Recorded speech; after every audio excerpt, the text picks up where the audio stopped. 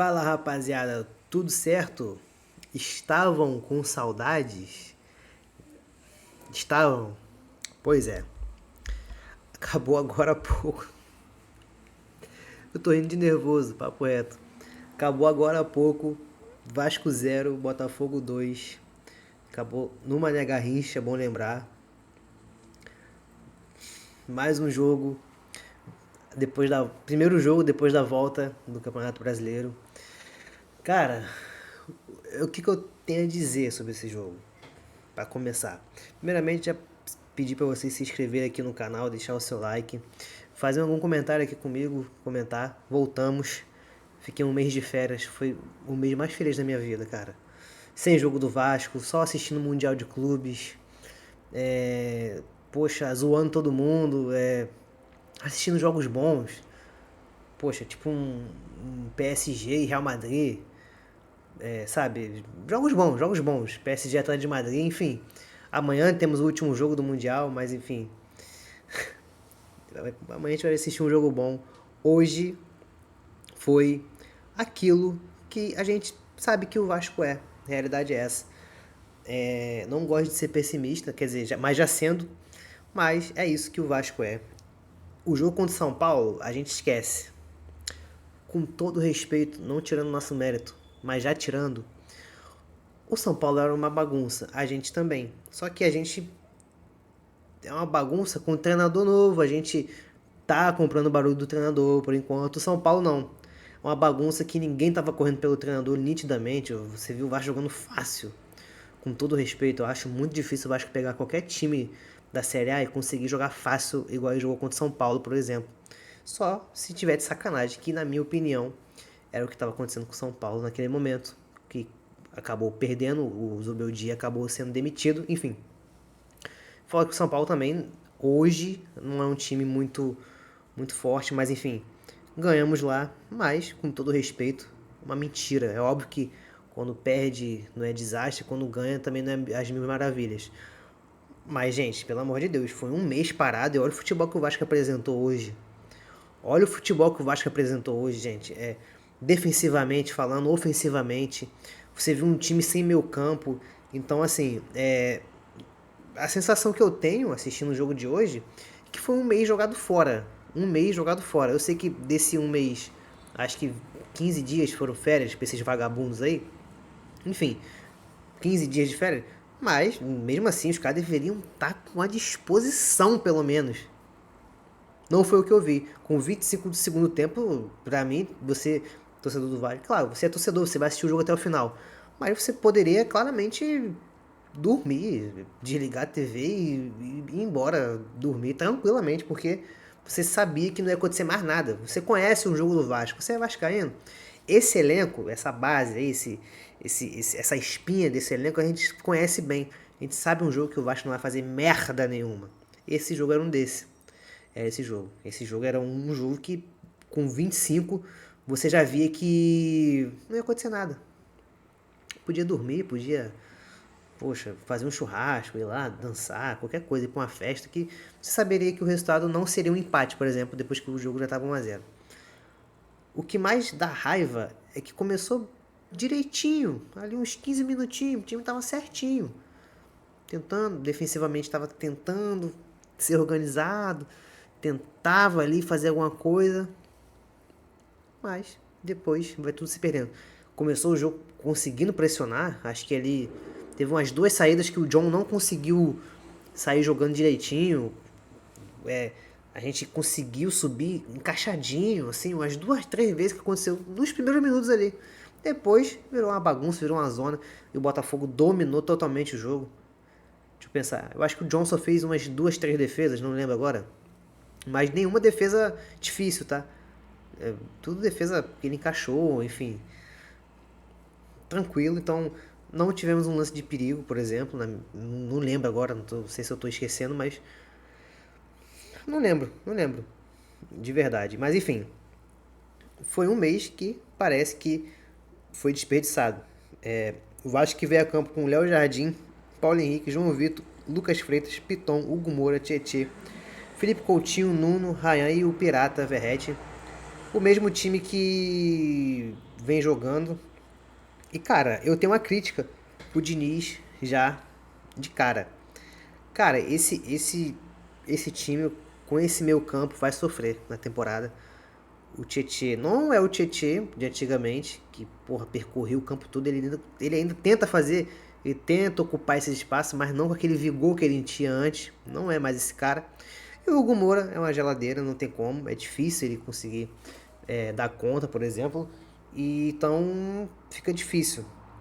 A gente vai sofrer com esse meio campo, se o Diniz persistir com esse meio campo, vamos sofrer. E o Felipe Coutinho também é um jogador que a gente conhece fisicamente, não é muito bom, o físico do Coutinho não ajuda muito ele. Eu gosto sempre de dizer, com todo respeito, que o Coutinho, se tivesse um físico melhor, ele não estaria no Vasco agora, com 32 anos ainda, 33, muito novo, né? Com certeza ele não estaria no Vasco, mas a realidade é essa. Então, eu acho que o Vasco deveria optar, não sei, talvez por um Paulinho, alguma coisa do tipo. Não sei, alguma coisa. Vai ser o Thiago Mendes nesse lugar do Hugo Moura, tenho certeza. Vamos ver como é que o Thiago Mendes vai chegar. Já falou que daqui a 1, 2 semanas vai estar disponível, não está 100% ainda. Mas esse meio campo, que eu acho que tá hoje, eu sei que, pô, caramba, Luan, hoje em dia o futebol é movimentação, pô, não é porque tem dois meio campistas que aquilo dali se resume ao meio campo. Eu sei, eu não sou idiota. Mas vamos sofrer. Nesse quesito vamos sofrer. E eu não quero falar de cada um aqui não, gente. Com todo respeito, cara, ninguém se salvou hoje. Disparado, ninguém se salvou. Eu acho que o único que a gente pode tirar desse bando hoje é o Léo Jardim, como sempre. Sempre ele. Joga sozinho, minha caneta até caiu aqui. Léo Jardim hoje, mais uma vez, evitou algo pior. Léo Jardim é o único que merece uma nota hoje, que é a nota 6. E o resto pode dar 0, porque ninguém jogou nada, ninguém jogou nada. O Ryan não conseguiu ser muito acionado, o Nuno jogou mal, o Felipe Coutinho apagado, o Pirata não tocou na bola direito. Tietê achei mal, o Hugo Moura também. Pô, e eu vou te falar, quero comentar a primeira substituição do Diniz, que diz um pouco sobre o elenco do Vasco e diz um pouco também que o Diniz errou. A primeira substituição do Diniz foi Cocão no lugar do Lucas Freitas. Ele recuou o Hugo Moura pra zaga. Aí tá um erro. Primeiro erro do Diniz, ele faz essa substituição assim de cara. Cara, Cara, foi uma das coisas que o torcedor mais reclamou ano passado, foi de que Cocão e Hugo Moura não são bons jogadores construindo. Então você recuar o Hugo Moura pra zaga achando que você tá botando seu time mais pra frente, cara, você basicamente não fez nada diferente. Você não fez nada diferente. Então pra mim, aí tá o erro do Diniz. Nessa substituição é erro total do Diniz. Ele não mudou em nada. Ele bota o Cocão, ok, beleza, e tira o Freitas. Ok, tinha cartão, mas pô, você botar o Hugo Moura pra zaga achando que você mudou alguma coisa pro time construir melhor, não fez. Então, pra mim, o erro do Diniz já essa substituição. Aí, pra mim, vem a pior substituição do dia ou da noite. Ele tira o Coutinho, sabemos que o Coutinho tem o seu limite de tempo, né? Acho que joga 15, 20 minutos, enfim. E ele bota Alex Teixeira.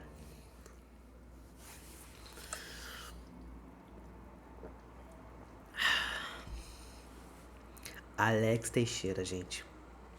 2025. O problema, além de botar o Alex Teixeira, o problema é botar o Alex Teixeira aos 15 do segundo tempo. Ou seja, o Alex Teixeira não entra aos 45 pro Vasco tentar um bumba meu boi e o jogador mais técnico um pouquinho, que é o Alex Teixeira, fazer um gol cagado. Não, é o Alex Teixeira entrar aos 15 do segundo tempo. 15 do segundo tempo. 15, muito cedo para entrar esse merda. O ideal é nem entrar. Mas botar os 15 do segundo tempo foi um tapa na minha cara. Então, Diniz, sabemos que o Vasco não tem elenco. Mas Alex Teixeira, você já deveria saber que é um ex-jogador em atividade. Já deveria saber disso. Aí, poxa, Luan, mas quem? Gente, não tô falando que o cara ia ser o Maradona, o Messi, mas tem o Garré. O Garré, minimamente, não tô falando que o Garré é caraca, meu Deus, ele ia mudar tudo. Mas o Garré é minimamente jogador de bola, minimamente. O Alex Teixeira não é, gente. O Alex Teixeira é ex-jogador. Ele botou o Alex Teixeira aos 15 do segundo tempo. O jogo acabou aí pra mim. O jogo acabou quando entrou o Alex Teixeira. Acabou quando entrou o Alex Teixeira. E a terceira coisa que eu queria dizer. Vem aí a diferença entre Vasco e Botafogo hoje. O Botafogo tem dono, o Botafogo tem dinheiro, o Botafogo tem alguém que pague, alguém que solta. Montoro, Arthur Cabral, jogadores que foram contratados nesse mês que o futebol brasileiro tá parado, né? Tirando os que foram pro Mundial. Jogadores que foram contratados depois. O Arthur Cabral fez o gol. O Montoro jogou muita bola, bom jogador, não conhecia o jogador, jogou muita bola. E o tal do... Tem um zagueiro também que começa a jogada, ele desarma no primeiro gol do Botafogo. E começa que desarma lá atrás. Ele também é um jogador contratado. Então você tem aí a diferença do time do Vasco no elenco. Quem o Vasco contratou nesse um mês parado? Ninguém. O único jogador que o Vasco contratou já avisou que, quando pisou no Rio, já falou: gente, é 1 ou 2 semanas pra eu jogar, tá? Não me chama ainda, calma. E é um volante, ou seja, não é um jogador. Claro, a gente precisa também. Ele vai ser útil, na minha opinião, o Thiago Mendes é um bom reforço. Mas a diferença entre o Vasco e o Botafogo tá aí também, gente. Ah, Luan, mas o Botafogo vendeu, por isso que trouxe jogadores. Mas é rápido. Ele vendeu o Igor, contratou o Arthur. Tá entendendo? Ele não pensa. Ele não pensa. Quanto tempo o Vasco precisa de um zagueiro? E o Vasco não vai atrás desse zagueiro? E não vai. Porque a diretoria e o Diniz já entraram em consenso que o Vasco não precisa. Gente, a atuação do João Vitor hoje é assustadora. É assustadora. E não é... assim, óbvio, quando você fala de defesa, você fala muito da dupla de zaga. Mas a bagunça coletiva também que tava o Vasco defensivamente, né? Não é só o João Vitor, mas enfim. Mas eu tô falando do João Vitor porque hoje ele só fez merda. Merda atrás de merda. Merda atrás de merda.